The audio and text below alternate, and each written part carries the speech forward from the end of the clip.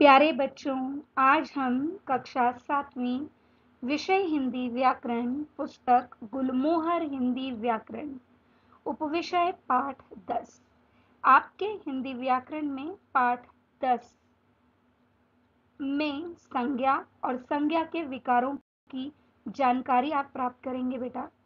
तो यह पाठ जो है 4 भागों में बटा है, यानी कि इसके 4 व्याख्यान हम करेंगे। आज के इस पहले व्याख्यान में हम जानकारी प्राप्त करेंगे संज्ञा और उसके भेदों की।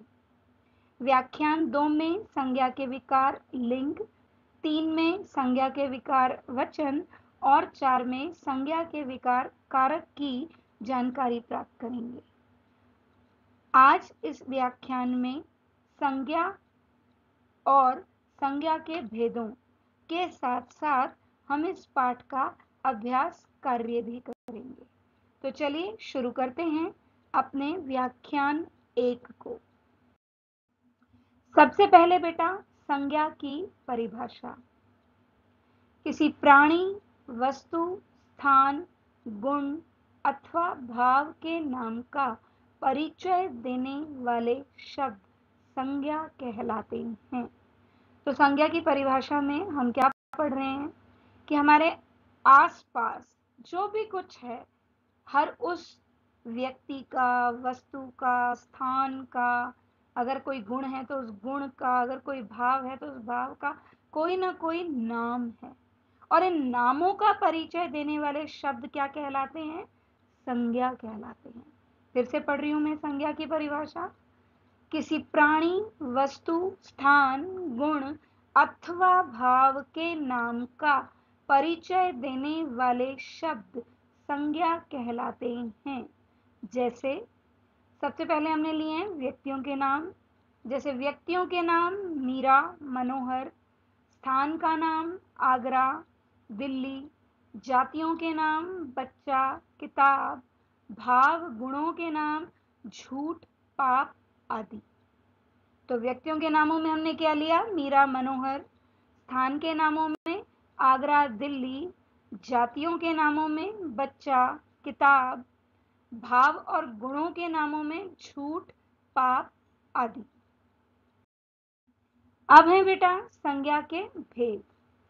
संज्ञा के मुख्य रूप से 3 भेद हैं। नंबर 1 व्यक्तिवाचक संज्ञा। कौन सी संज्ञा? व्यक्तिवाचक संज्ञा। दूसरा है जातिवाचक संज्ञा। और अब आप देखो जातिवाचक संज्ञा में मैंने आपको ब्रैकेट में उसके 2 और भेद भी दिए हैं, यानी ये उसके क्या हैं? जातिवाचक संज्ञा के 2 उपभेद हैं। कौन कौन से? द्रव्यवाचक और समूहवाचक संज्ञा। कुछ किताबों में बेटा क्या मिलेगा आपको कि ये जातिवाचक के भेद नहीं है। कुछ किताबों में मिलेगा कि संज्ञा के 5 भेद हैं, तो उनमें ये भेद अलग हो जाएंगे। तो 5 भेदों में कौन कौन से होंगे? व्यक्तिवाचक संज्ञा, जातिवाचक संज्ञा, भाववाचक संज्ञा, द्रव्यवाचक संज्ञा, समूहवाचक संज्ञा। लेकिन आपकी पुस्तक में आपको क्या दिया है? 3 भेद। मुख्यतः संज्ञा के कितने भेद हैं? 3 भेद। व्यक्तिवाचक संज्ञा, फिर जातिवाचक संज्ञा, और जब आप जातिवाचक संज्ञा पढ़ेंगे तो उसके 2 उपभेदों द्रव्यवाचक और समूहवाचक संज्ञा की भी जानकारी प्राप्त करेंगे। और तीसरा है भाववाचक संज्ञा। तो चलिए विस्तार से इसे पढ़ते हैं। सबसे पहले बेटा व्यक्तिवाचक संज्ञा। जो शब्द किसी प्राणी, वस्तु, स्थान आदि के नाम का परिचय देते हैं, वे क्या कहलाते हैं? वे व्यक्तिवाचक संज्ञा शब्द कहलाते हैं। फिर से पढ़ रही हूं परिभाषा। जो शब्द किसी प्राणी, वस्तु, स्थान आदि के नाम का परिचय देते हैं, वे व्यक्तिवाचक संज्ञा शब्द कहलाते हैं।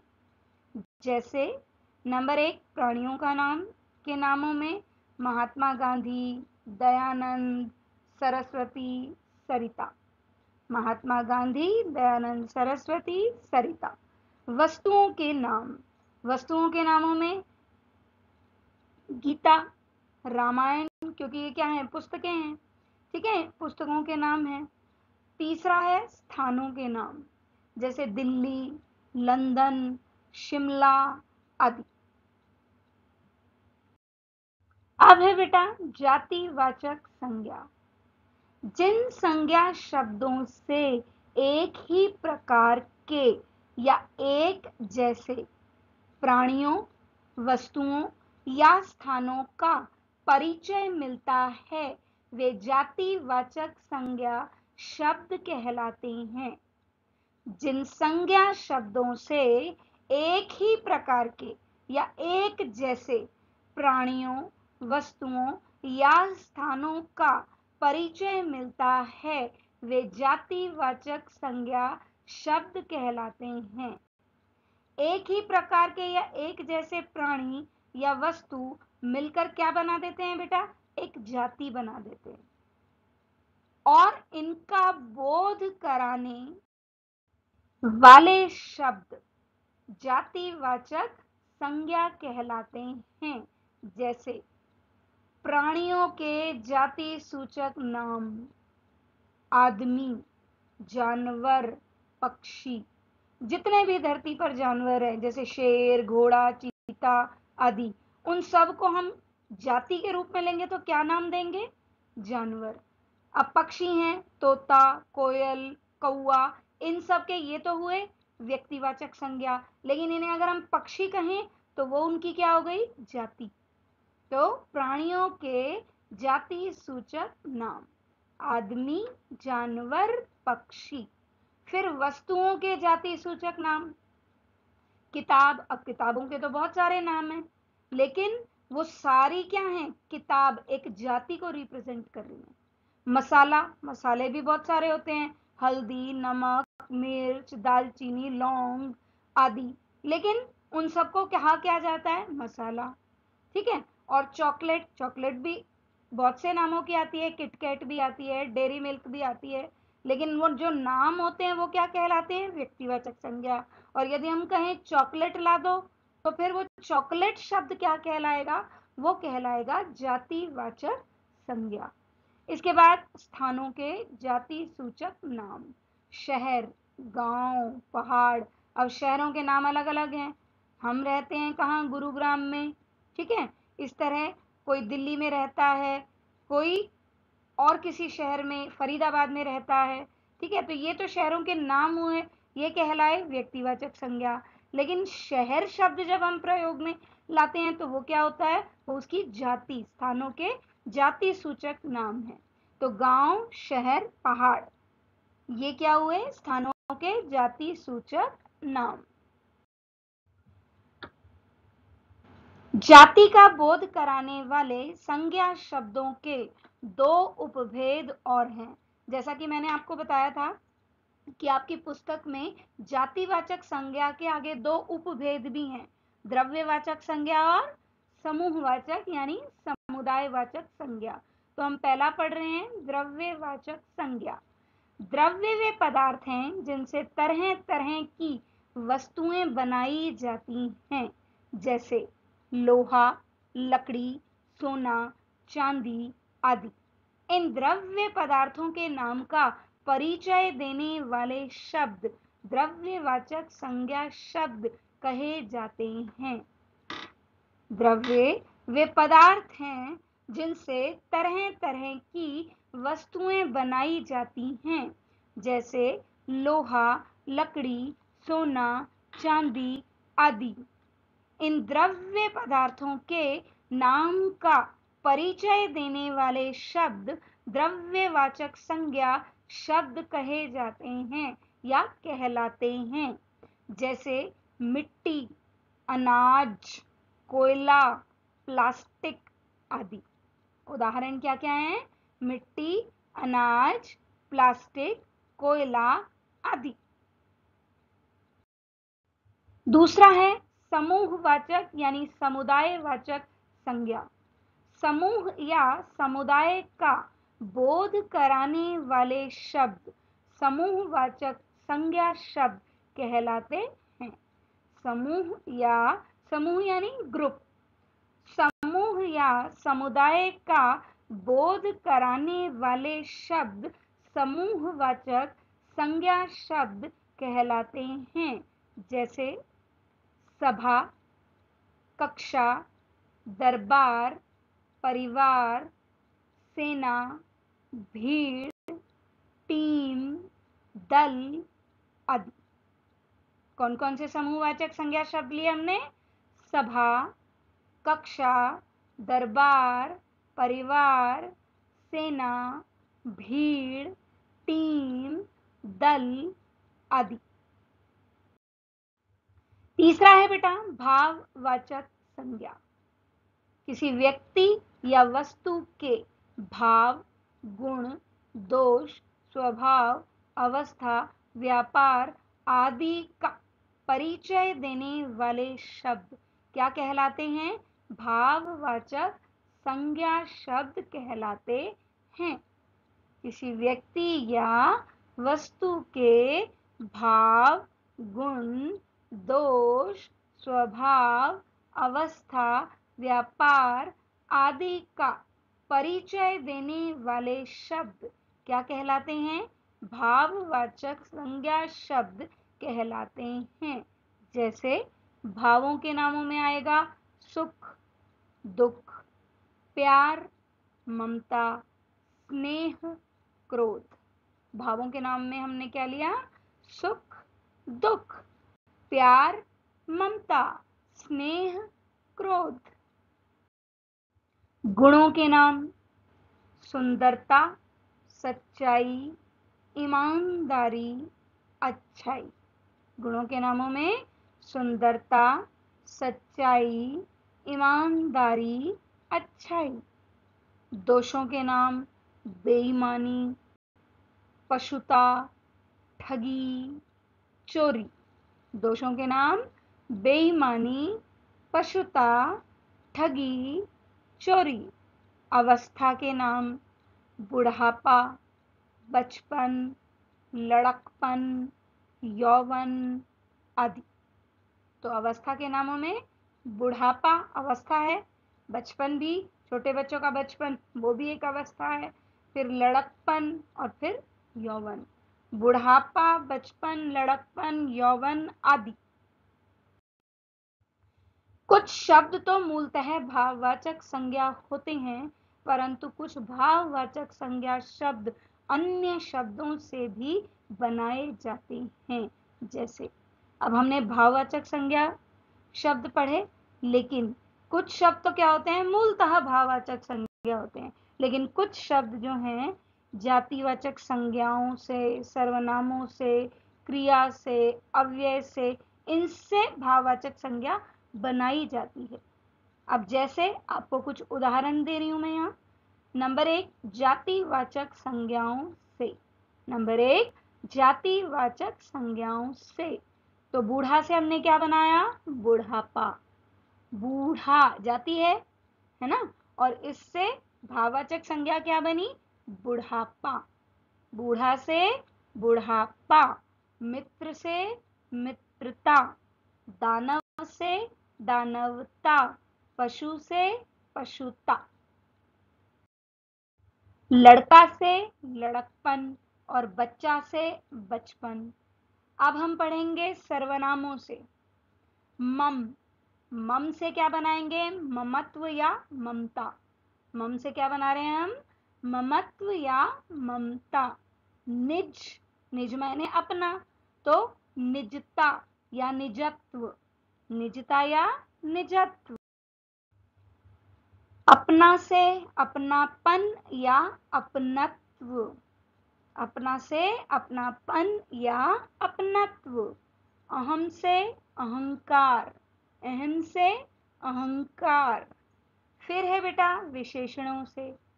तो विशेषण से बुरा से बुराई। बुरा से बुराई।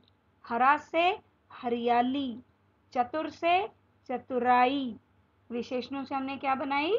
बुरा से बुराई, हरा से हरियाली, चतुर से चतुराई। मीठा से मिठास, आलसी से आलस्य, मीठा से मिठास, आलसी से आलस्य। फिर है बेटा क्रियाओं से, पढ़ना से पढ़ाई, लिखना से लिखावट, रोकना से रुकावट।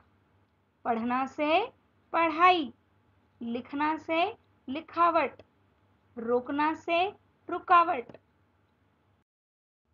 बहना से बहाव, बहना से बहाव, खेलना से खेल। और फिर हैं अव्ययों से, भाववाचक संज्ञा। तो दूर से दूरी, दूर से दूरी, निकट से निकटता, निकट से क्या बनाया, निकटता, ऊपर से ऊपरी, मना से मनाही, दूर से दूरी, निकट से निकटता, ऊपर से ऊपरी, मना से मनाही। अभ्यास कार्य। तो बेटा अब हम करेंगे इस पाठ का अभ्यास कार्य, जिसमें सबसे पहला प्रश्न है रिक्त स्थानों की पूर्ति कीजिए। जो मैंने की हुई है रिक्त स्थानों की पूर्ति। पहला, जो शब्द किसी प्राणी, वस्तु या स्थान के नाम का परिचय देते हैं वे खालिस्थान कहलाते हैं। तो मैंने खालिस्थान में क्या भरा है, संज्ञा। तो जो शब्द किसी प्राणी, वस्तु, स्थान के नाम का, प्राणी, वस्तु या स्थान के नाम का परिचय देते हैं वे संज्ञा कहलाते हैं। दूसरा वाक्य है बेटा, जिन संज्ञा शब्दों से एक जैसे प्राणियों, वस्तुओं या स्थानों का बोध होता है वे खालिस्थान कहलाते हैं। खालिस्थान में क्या भरा है मैंने, जातिवाचक संज्ञा शब्द। जो एक जैसे प्राणियों और वस्तुओं और स्थानों का बोध कराएं, यानी कि वो पूर्ण जाति का बोध करा रहे हैं। तो इसलिए हमारे रिक्त स्थान में क्या आएगा, जातिवाचक संज्ञा शब्द। तो हमारा पूर्ण वाक्य बना, जिन संज्ञा शब्दों से एक जैसे प्राणियों, वस्तुओं या स्थानों का बोध होता है वे क्या कहलाते हैं, वे जातिवाचक संज्ञा शब्द कहलाते हैं। अगला है बेटा द्रव्य पदार्थों के। तो रिक्त स्थान में क्या भरा है मैंने, द्रव्य और पदार्थों। खालिस्थान के नामों का बोध कराने वाले शब्द द्रव्यवाचक संज्ञा कहलाते हैं। तो वो किन शब्दों का, किन नामों का बोध कराते हैं, द्रव्य और पदार्थों के नामों का। तो इसलिए रिक्त स्थान में क्या भरा गया है, द्रव्य पदार्थों के नामों का बोध कराने वाले शब्द, यानी उनकी जानकारी देने वाले शब्द द्रव्यवाचक संज्ञा शब्द कहलाते हैं या द्रव्यवाचक संज्ञा कहलाते हैं। समुदाय का बोध कराने वाले संज्ञा शब्दों को खालिस्थान संज्ञा कहते हैं। तो समुदाय का बोध कराने वाले संज्ञा शब्दों को समूहवाचक, तो रिक्त स्थान में क्या आएगा हमारा शब्द, समूहवाचक संज्ञा कहते हैं। पांचवा वाक्य है बेटा, पाप, पुण्य, अच्छाई, बुराई आदि शब्द खालिस्थान संज्ञा के उदाहरण हैं। तो पाप, पुण्य, अच्छाई, बुराई आदि शब्द भाववाचक संज्ञा के उदाहरण। अब अगला प्रश्न है हमारा बेटा, उदाहरण देते हुए संज्ञा की परिभाषा लिखिए। तो यहाँ आपको क्या लिखना है, संज्ञा की परिभाषा, कि संज्ञा किसे कहते हैं, और फिर आपने उदाहरण भी देने हैं। तो किसी प्राणी, वस्तु, गुण अथवा भाव के नाम का परिचय देने वाले शब्दों को संज्ञा कहते हैं। संज्ञा किसे कहते हैं, किसी प्राणी, वस्तु, गुण अथवा भाव के नाम का परिचय देने वाले शब्दों को संज्ञा कहते हैं। जैसे व्यक्ति का नाम मीरा, स्थान का नाम आगरा, जाति का नाम बच्चा और गुण और भाव का नाम झूठ। अब है बेटा प्रश्न संख्या 3। प्रश्न संख्या 3 में संज्ञा के कितने भेद हैं? प्रत्येक को उदाहरणों के साथ, एक एक उदाहरण नहीं देना, बहुत से उदाहरण देने हैं, तो उदाहरणों के साथ स्पष्ट कर दो। यानी कि यहाँ पर हमें जो है परिभाषा नहीं देनी, हमें संज्ञा के कितने भेद हैं? संज्ञा के 3 भेद हैं, और यदि हम जातिवाचक के 2 लें तो 5 भेद हैं। अब यानी कि हमें क्या करना है? उनके नाम और उनके उदाहरण देने हैं।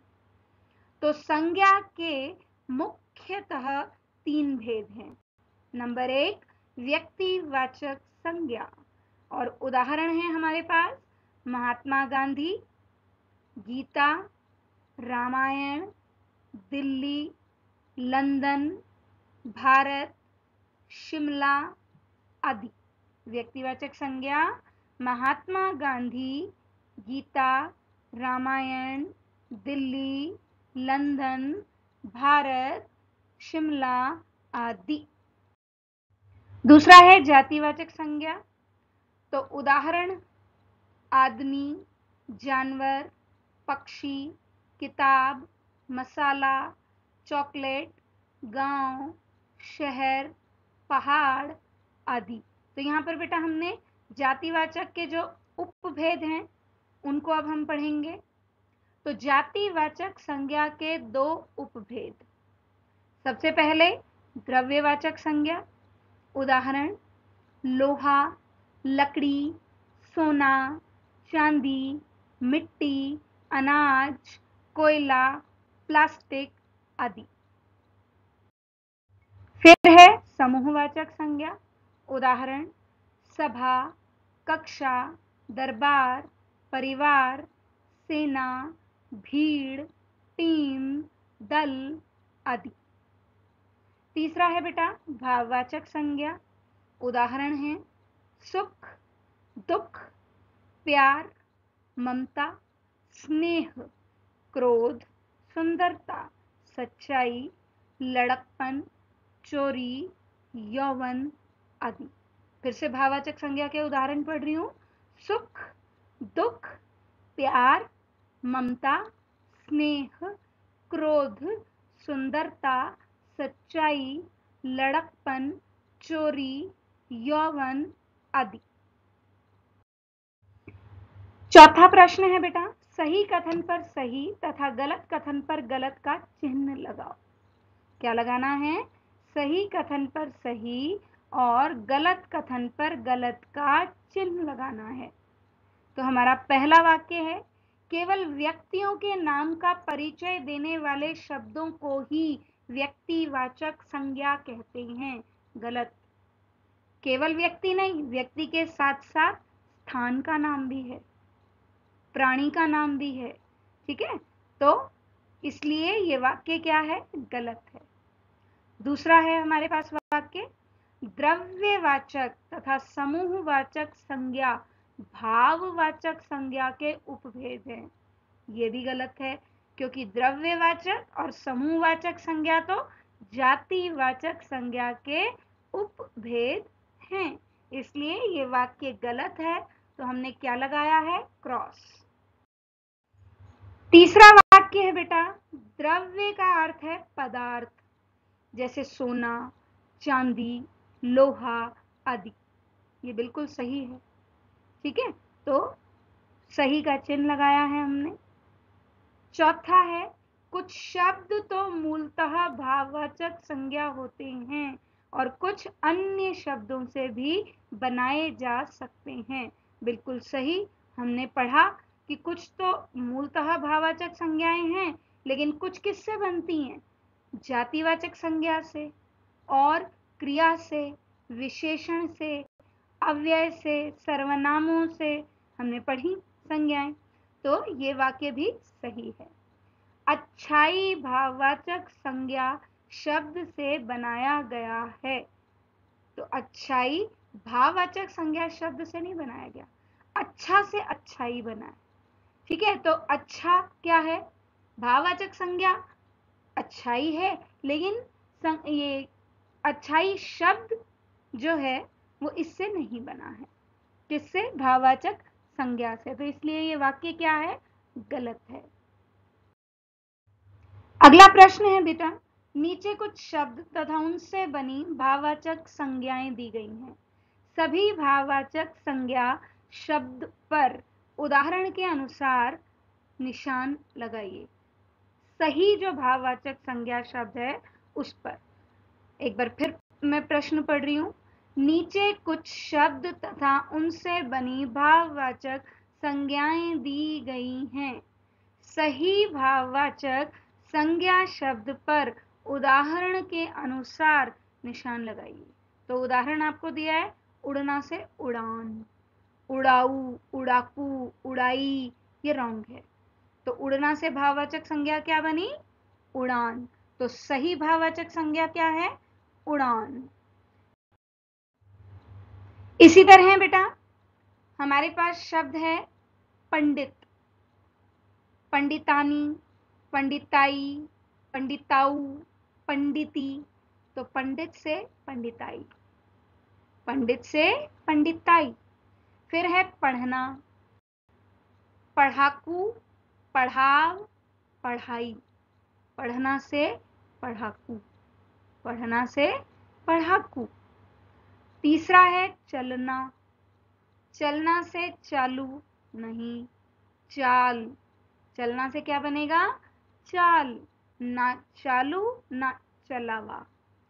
फिर है चौथा शब्द दानव, दानव से दानवता, दानी, दानवी, दानवपन।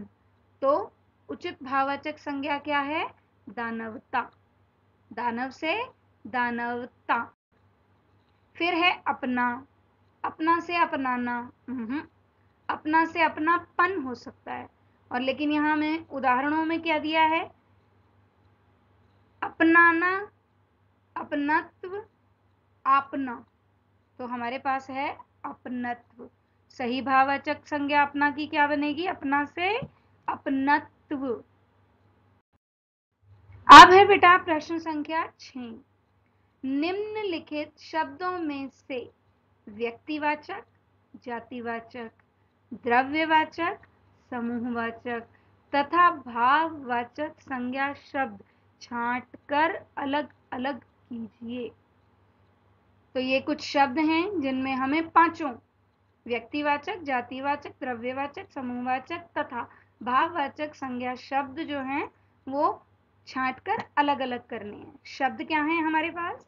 उर्मिला, हल्दी, नदी, ऊन, बर्तन, कक्षा, कामधेनु, भारत, राष्ट्रपिता, यौवन, भय, शराफत, दरबार, भीड़, प्लास्टिक, लखनऊ।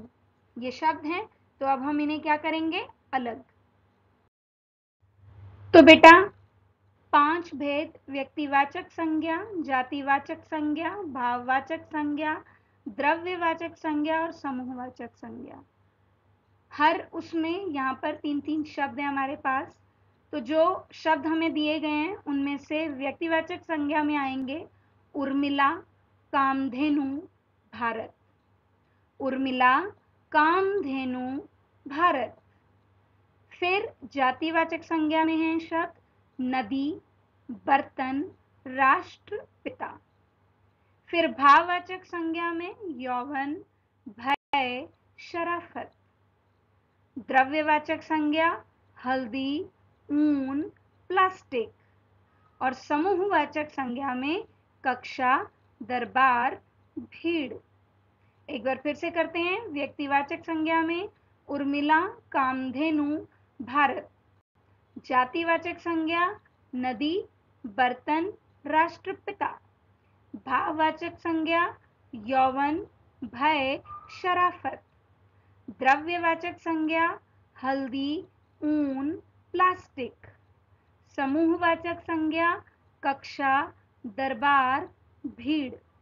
तो बेटा हमने ये शब्द जो हैं इनमें छांटकर अलग अलग कर दिए। तो बेटा आपका अभ्यास कार्य यहाँ पर समाप्त होता है। हमने पाठ 10 के व्याख्यान 1 में संज्ञा के भेदों की जानकारी प्राप्त की, ठीक है, और उसके साथ साथ जो है अभ्यास कार्य भी किया। तो आपका आज का गृह कार्य है कि यही अभ्यास कार्य जिसकी चर्चा आज मैंने आपके साथ की है बेटा, इस अभ्यास कार्य को आप पुस्तक में लिखेंगे। परिभाषाएं जो हैं, यदि परिभाषाएं आपको पूछी गई हैं तो आपने वो बुक में ही मार्क करनी है, ठीक है, और अभ्यास कार्य जो मैंने आपके साथ डिस्कस किया उसे अपनी बुक में ही लिखना है। तो कहाँ लिखेंगे बेटा? बुक में। धन्यवाद, मिलते हैं अपने अगले व्याख्यान में।